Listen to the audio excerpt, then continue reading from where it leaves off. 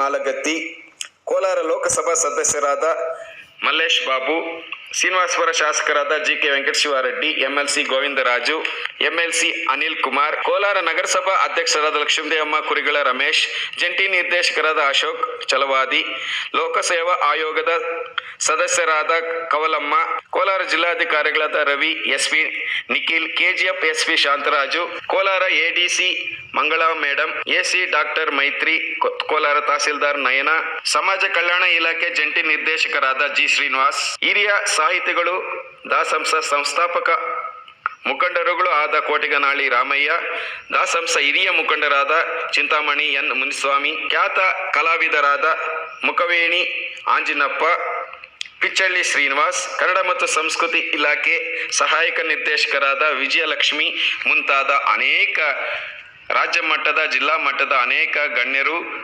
ಅಧಿಕಾರಿಗಳು ಈ ಕಾರ್ಯಕ್ರಮದಲ್ಲಿ ಭಾಗವಹಿಸಿದ್ದರು. ಕೋಲಾರದಲ್ಲಿ ನಡೆದ ರಾಜ್ಯ ಮಟ್ಟದ ಜನಪರ ಉತ್ಸವ ಕಾರ್ಯಕ್ರಮಕ್ಕೆ ರಾಜ್ಯಾದ್ಯಂತ ಆಗಮಿಸಿದ ಕಲಾವಿದರು, ಗಣ್ಯರು, ಸಿಬ್ಬಂದಿಗೆ ವಿಶೇಷ ಊಟದ ವ್ಯವಸ್ಥೆಯನ್ನು ನಗರದ ನಚಿಕೇತ ನಿಲಯ ಆವರಣದಲ್ಲಿ ಜಿಲ್ಲಾಡಳಿತ ವ್ಯವಸ್ಥಿತವಾಗಿ ಆಯೋಜನೆ ಮಾಡಿತ್ತು. Kittandur Venkataram, punch TV news, Kolar.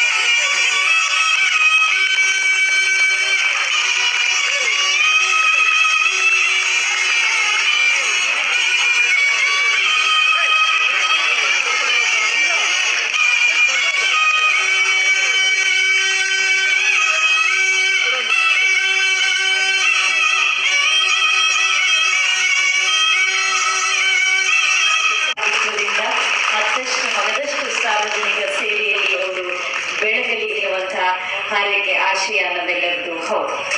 ಕಾರ್ಯಕ್ರಮದ ಅಧ್ಯಕ್ಷತೆಯನ್ನು ವಹಿಸಿಕೊಂಡಿದ್ದಾರೆ ಡಾಕ್ಟರ್ ಕೊತ್ತೂರು ಜಿ ಮಂಜುನಾಥ್, ಮಾನ್ಯ ಶಾಸಕರು, ಕೋಲಾರ ವಿಧಾನಸಭಾ ಕ್ಷೇತ್ರ. ಅವರ ನುಡಿಗಳನ್ನ ಆಲಿಸೋಣ, ಆಹ್ವಾನಿಸೋಣ, ಚಪ್ಪಾಳೆಗಳಲ್ಲಿ ತುಮರು ಮಾಡಿಕೊಳ್ಳೋಣ. ಯಾಕಂದ್ರೆ ಅಷ್ಟು ಶಕ್ತಿವಂತರು ಈ ವಯಸ್ಸಲ್ಲಿ ಅವ್ರು ಈ ರೀತಿಯಲ್ಲಿ ಮಾಡ್ತಾರೆ. ಈ ಕಲೆ ಅಲ್ಲ, ಅವ್ರಿದ್ದಾಗ ಕಲೆ ಇದೆ, ಅವ್ರೇನಾದ್ರೂ ಇಲ್ಲದೆ ಇದ್ರೆ ಈ ಕಲೆ ಎಲ್ಲಿ ಹೋಗುತ್ತೆ? ಇಂಥವ್ರಿಗೆ ಪದ್ಮಭೂಷಣ ವಿಭೂಷಣ ಅಂತ ಹೇಳ್ತಾರಲ್ಲ, ಯಾರ್ಯಾರಿಗೋ ಕೊಡ್ತಾರಲ್ಲ, ಇಂಥವ್ರು ಕೊಡ್ಬೇಕು ಅದನ್ನೆಲ್ಲ. ಈ ಕಲೆಗಳವ್ರು ಕೊಡ್ಬೇಕು, ಬೇರೆಯವ್ರು ಕೊಡೋದಲ್ಲ. ಯಾರೋ ದೊಡ್ಡ ಶ್ರೀಮಂತರು ಅವರೇ ಅವ್ರೇನೋ ಇದು ಮಾಡಿದ್ದಾರೆ ಅಂತವ್ರಿಗೆ ಅಲ್ಲ, ಇವ್ರು ಕೊಡ್ಬೇಕು, ಇಂಥ ಕಲೆಗಾರರು ಕೊಡಬೇಕು. ಯಾಕಂದ್ರೆ ಒಂದು ಕಲೆ ಅನ್ನೋದು ಒಂದು ಜೀವ. ಆ ಜೀವನ ಒಂದ್ಸಲಿ ಕಟ್ ಮಾಡ್ಬಿಟ್ರೆ, ಒಂದು ಮರನ ಕಟ್ ಮಾಡ್ಬಿಟ್ರೆ ಹೋಯ್ತು ಮರ ಅನ್ಕೊಳ್ತೀವಿ. ಆದ್ರೆ ಈ ಮರಕ್ ಬೇಕಂದ್ರೆ ಕಸಿ ಮಾಡ್ಕೋಬಹುದು. ಅಂದ್ರೆ ಈ ಕಲೆಗೆ ಕಸಿ ಮಾಡಕ್ಕೆ ಆಗೋದಿಲ್ಲ. ಇವರಿಂದ ಇನ್ನೊಬ್ರು ಟ್ರಾನ್ಸ್ಫರ್ ಆಗುವಾಗ ಮಾತ್ರ. ಆದ್ರೆ ಕಸಿ ಇನ್ನೊಬ್ರು ಅದನ್ನ ನೋಡಿ ಕಲಿತೀವಿ ಅಂದ್ರೆ ಆಗೋದಿಲ್ಲ. ಅವ್ರ ಜೊತೆನಲ್ಲಿ ಕಲಿಬೇಕು. ಇಂಥ ಕಲೆಗಳು ಅನೇಕ ಕಲೆಗಳಿದಾವೆ. ಈ ಕಲೆಗಳನ್ನ ನಾನು ಯಾವಾಗ್ಲೂ ಹೇಳ್ತಾನೆ ಇರ್ತೀನಿ. ನಾನು ಇದನ್ನ ಮಾತಾಡಿದ ಸಂದರ್ಭದಲ್ಲೆಲ್ಲ ಹೇಳ್ತೀವಿ ನಾವು.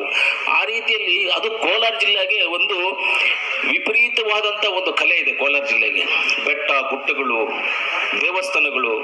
ಈ ದೇಶದಲ್ಲಿ ನಮ್ಮ ಕರ್ನಾಟಕ ರಾಜ್ಯಕ್ಕೆ ಮೊದಲನೇ ಮುಖ್ಯಮಂತ್ರಿ ಕೊಟ್ಟಿರುವಂತದ್ದು ನಮ್ಮ CNR ರಾವ್ ಅವರು, ಕುವೆಂಪು ಅವರು, ಮಾಸ್ತಿ ವೆಂಕಟೇಶ ಅಯ್ಯಂಗಾರ್ ಅವರು, MV ಕೃಷ್ಣಪ್ಪನವರು, ಲತೀಫ್ ಸಾಬ್ ಅವರು, ಚೆನ್ನೈನವರು, ಇಂಥ DV ಗುಂಡಪ್ಪನವರು, ಇಂಥ ಮಹಾನ್ ವ್ಯಕ್ತಿಗಳೆಲ್ಲ ಈ ಜಿಲ್ಲೆಯಲ್ಲಿ ಹುಟ್ಟಿ, ಜಿಲ್ಲೆಯಲ್ಲಿ ಬೆಳೆದು ಈ ದೇಶಕ್ಕೆ ನಾವು ಸಿಲ್ಕು, ಮಿಲ್ಕು, ಗೋಲ್ಡು ಎಲ್ಲವನ್ನು ಕೊಟ್ಟಿರುವಂತ ದೇಶದಲ್ಲಿ ನಮ್ಮ ಕರ್ನಾಟಕದಲ್ಲಿ ಕೋಲಾರ ಜಿಲ್ಲೆ ಒಂದು ಅತಿ ಮುಖ್ಯವಾದಂತ ಒಂದು ಜಿಲ್ಲೆ ಆಗಿರುತ್ತದೆ ಇದರಲ್ಲಿ.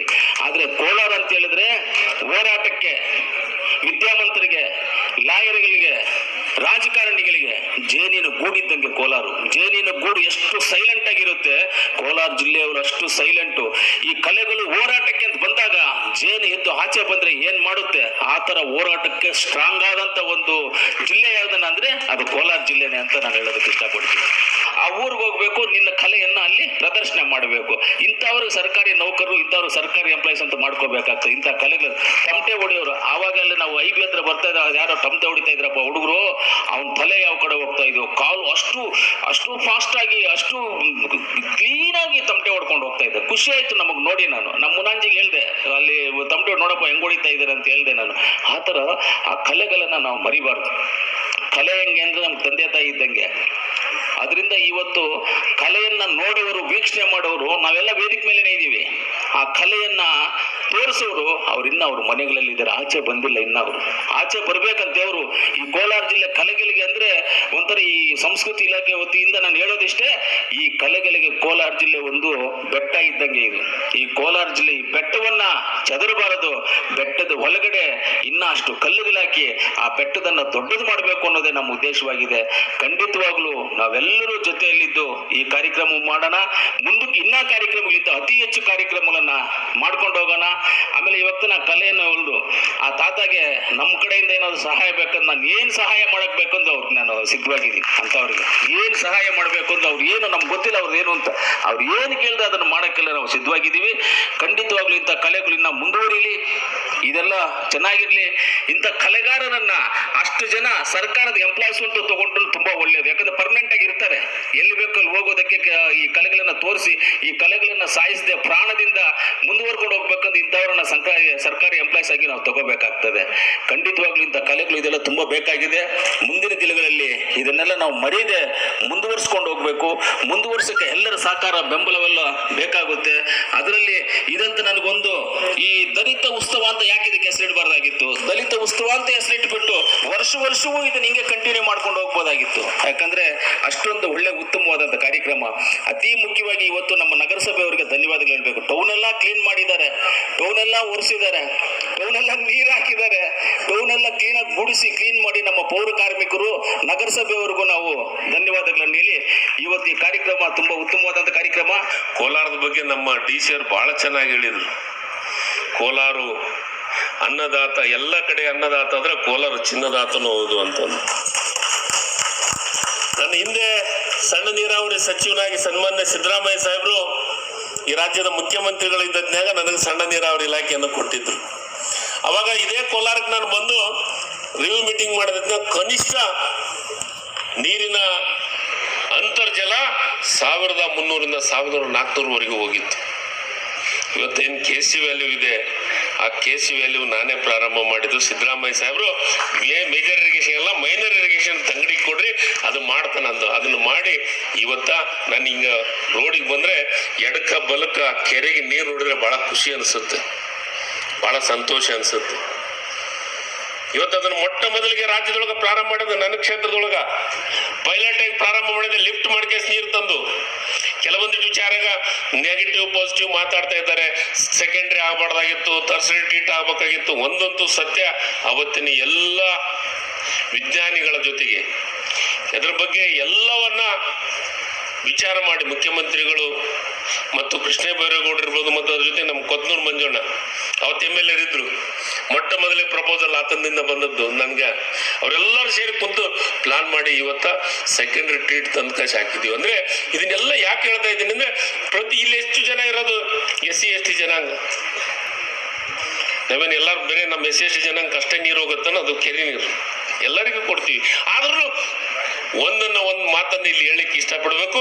ಈ ರಾಜ್ಯದೊಳಗ ಯಾವ ರಾಜ್ಯದೊಳಗಾಗಿಲ್ಲ ಬಜೆಟಿನ 24.1% ಕರ್ನಾಟಕ ರಾಜ್ಯದೊಳಗ ಆಗಿದ್ದು. ಅದು ವಿಶೇಷವಾಗಿ ಸನ್ಮಾನ್ಯ ಸಿದ್ದರಾಮಯ್ಯರನ್ನ ನಾವು ಯಾವಾಗಲೂ ನೆನೆಸ್ಬೇಕು ಅನ್ನೋ ಮಾತನ್ನ ಇಲ್ಲಿ ಹೇಳಿ, ಇವತ್ತ ಈ ಜಾನಪದ ಕಾರ್ಯಕ್ರಮ ಕಲೆಗಳು ಇಡೀ ರಾಜ್ಯದೊಳಗೆ ಒಂದು ಹೊಸ ಸೃಷ್ಟಿ ಮಾಡಿದೆ. ನೋಡ್ರಿ, ನೀವು ಸಿದ್ದರಾಮಯ್ಯ ಸಾಹೇಬರು ಬಂದತ್ನಾಗ ಕನ್ನಡಕ್ಕೆ ವಿಶೇಷವಾದಂತ ಗೌರವ ಬರ್ತೈತಿ. ಹಿಂದಿನ ಸರ್ಕಾರ ಇತ್ತು, 50 ವರ್ಷ ಆಯ್ತು, ಕರ್ನಾಟಕ ಅಂತ ಹೆಸರಿಟ್ಟು. ಯಾರು ಕರ್ನಾಟಕ ಅಂತ ಹೆಸರಿಟ್ಟು ಅದನ್ನ ಸಂಭ್ರಮನ ಆಚರಣೆ ಮಾಡಲಿಲ್ಲ. ಆದ್ರೆ ಸಿದ್ದರಾಮಯ್ಯ ಸಾಹೇಬರು ಮೊಟ್ಟ ಮೊದಲಿಗೆ ಬಂದ ತಕ್ಷಣ ನಾವು ಮನವಿ ಮಾಡಿದ ಅದೇ ಒಂದು ಮಾತಿಗೆ ಅವ್ರು ಹೇಳಿದ್ರು, ಇಡೀ 1 ವರ್ಷ ಕಾರ್ಯಕ್ರಮ ಮಾಡು, ಇಡೀ ರಾಜ್ಯದೊಳಗ ಕನ್ನಡವನ್ನ ಮೊಳಗಿಸು, ಕನ್ನಡವನ್ನ ಬೆಳೆಸು, ಅದಕ್ಕೆ ಎಷ್ಟು ಗ್ರಾಂಟ್ ಬೇಕಾಗತ್ತೆ ಅಷ್ಟು ದುಡ್ಡನ್ನು ಕೊಡ್ತೀನಿ ಅಂತಂದು ಸ್ವತಃ ತಾವು ಏನು ಬಜೆಟ್ ಒಳಗೆ ಘೋಷಣೆ ಮಾಡುವಂತ ಕೆಲಸವನ್ನ ಮಾಡಿದ್ರೆ ಅದು ಸನ್ಮಾನ್ಯ ಸಿದ್ದರಾಮಯ್ಯನವರು. ಅದಕ್ಕೆ 50 ವರ್ಷದ ಕಾರ್ಯಕ್ರಮವನ್ನು ಮಾಡಿ ಇವತ್ತು ಕರ್ನಾಟಕ ರಾಜ್ಯ ವಿಧಾನಸೌಧದ ಮುಂದೆ ಯಾರು ನಾಡದೇವತೆಯನ್ನು ಇಡ್ಲಿಲ್ಲ, ಬರೇ ಮಾತಾಡಿದ್ರು.